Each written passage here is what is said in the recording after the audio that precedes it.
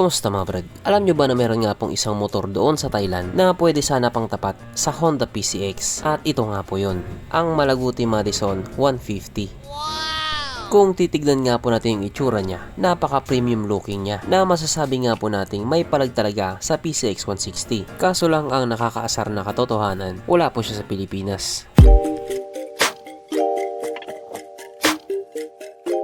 Pero syempre bago tayo magpatuloy, kung bago ka pa lamang napadpad dito sa aking walang kwentang channel, huwag ka na mag-subscribe. So yun na nga, etong Malaguti Madison 150 nga po ay matagal nang nilabas doon sa bansang Thailand, mga around 2022. Pero ang motor nga po na ito or ang brand nga po na ito ay nagmula sa bansang Italy. Yes po, ito po ay isang Italian brand. Siya po ay gawa sa pasta, hindi joke lang. Alam naman po natin na kilalang kilala talaga ang mga Italian brand motorcycle. Hindi lang doon sa kanila, pati na rin sa buong mundo. Pero doon nga po sa kanila itong Malaguti Madison ay hindi po 150cc.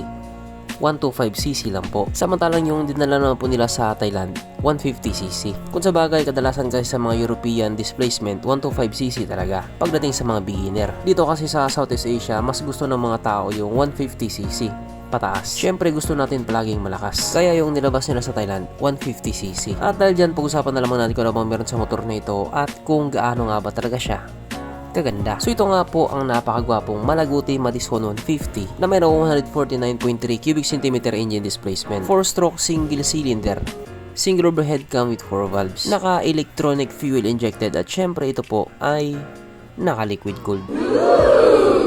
Kaya hindi po siya panis sa Honda Click 125. Unfortunately, pagdating nga po sa kanyang power, wala po tayong idea kasi nga hindi po nila sinabi. Pero ayon naman po sa mga tayo na nakagamit sa motor na ito po ay kayang tumakbo sa bilis ng 120 kilometers per hour. Pero kung dinala sa Pilipinas yan, panigurado o abot ng 135 kph yan. Syempre, ibang usapan na kapag Pinoy na nakasampa.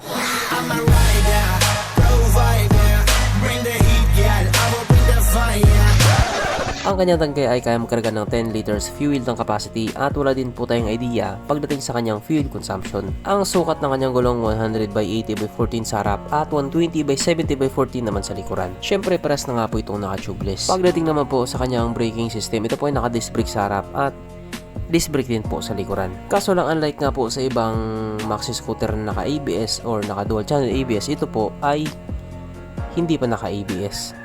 Pero naka-CBS po siya, combi brake system. Na para nga po sa akin, okay lang naman, wala naman pong problema doon. Ang kanyang seat height ay mitaas na 755mm at ang motor nga po na ito ay may kabuuang bigat na 142 kilograms. Na kung isipin nga po natin mabuti, medyo may kabigatan nga naman talaga. Mapunta naman po tayo sa iba pa niya mga features. So ang ilaw nga po sa motor na ito, naka full LED na po. At kung titignan nga po natin yung headlight niya, napakaangas nga naman talaga. Ang ganda kasi ng kurba niya. Futuristic yung datingan. Ang kanyang gauge panel ito nga po ay naka TFT display. Na ganyan nga po yung itsura. At syempre nakakilis na nga din po ito. At hindi rin mawawala ang kanyang USB charging port. Na para kahit saan ka nga po magpunta, hindi ka na mangangamba na baka malubat yung cellphone mo. Kasi nga, manonood ka pa ng Pornhub. Kaso lang katulad nga din po sa mga bagong scooter ngayon, wala na din po siyang kickstart. Isa nga po yan sa mga unti-unti na talaga nilang tinatanggal.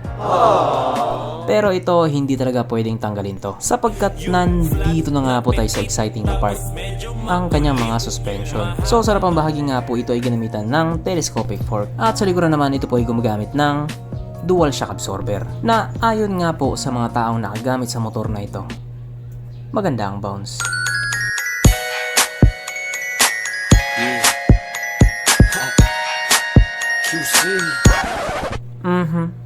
Panigurado. Wala na namang nalungkot. At dahil wala nga pong nalungkot, alamin na po natin kung present nga ba sa motor na ito yung tatlong pinaka-importanting features. So, una na nga po dito ang kanyang lagayan ng stallion at good news mga brad. Meron siyang ganon. Meron siyang lagayan ng stallion. Kaso lang, wala po siyang sabitan ng pulutan.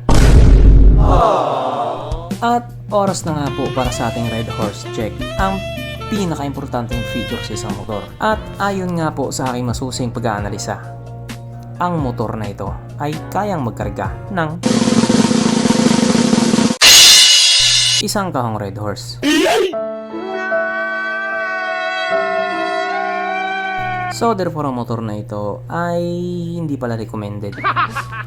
At regarding naman po sa kanyang presyo, ito nga po ay nagkakalaga ng 79,800 Thai baht. Na kung i-convert nga po natin into Philippine peso, ito po ay papatak ng 136,000 pesos. So ikaw na ba na magsabi kung mahal ba o mura? Pero para sa akin, panalo yung itsura niya. At kung itatanong mo naman kung ito ba ilalabas sa Pilipinas, hindi ko po alam. Tsaka wala din akong pake, kasi wala akong pambili. So hanggang dito na lang muna mga brad. Kung may gustong sabihin or gustong idagdag doon sa mga sinabi ko, mag-comment ka na lang sa baba. Okay, bye.